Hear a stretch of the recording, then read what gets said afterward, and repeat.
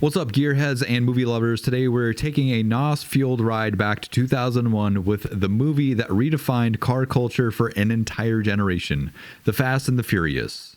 Buckle up, because we're diving into the story, why it became a classic, and some crazy behind-the-scenes facts that you definitely didn't know. Let's hit the gas.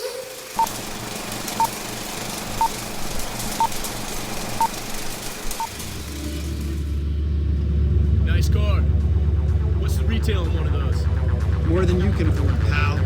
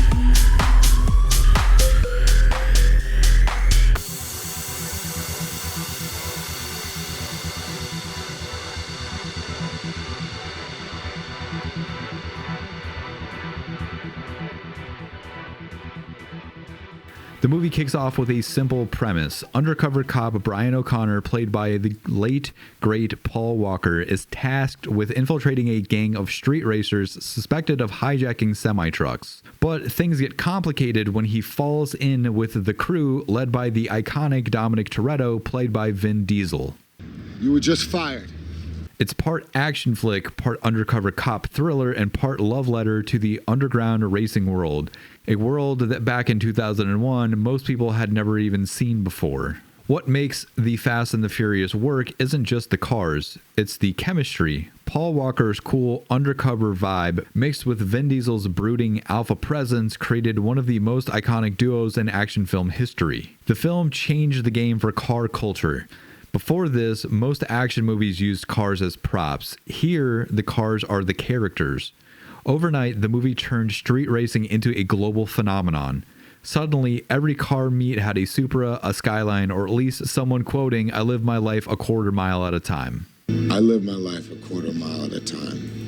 Many of the cars featured in the movie were real fan-owned vehicles sourced from Southern California's street racing scene. The orange Toyota Supra that Brian drives, it was actually built and owned by legendary car builder Craig Lieberman, who consulted on the film. Alright, let's talk about some wild behind-the-scenes stories you might not know.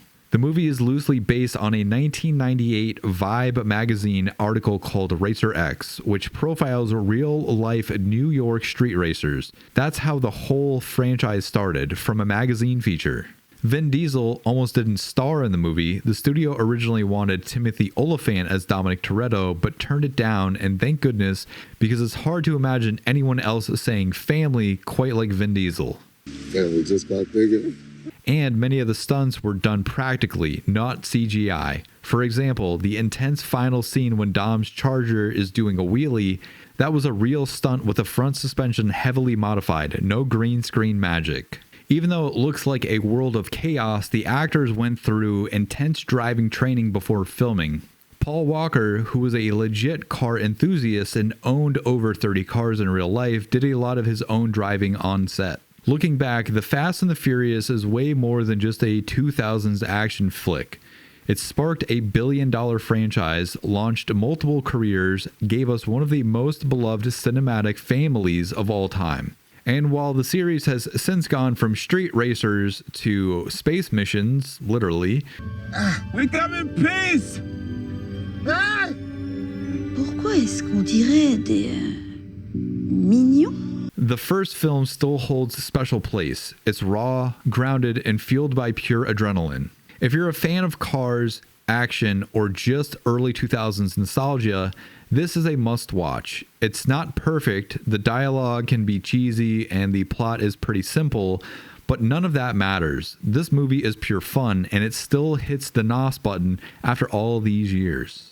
So what's your favorite moment from The Fast and the Furious? Is it the Supra versus Charger showdown? Let me know down in the comments down below. And if you want to see me review the entire Fast Saga, smash the like button, subscribe, and I'll see you on the next one. Until then, stay fast, stay furious, and I'll catch you at the starting line.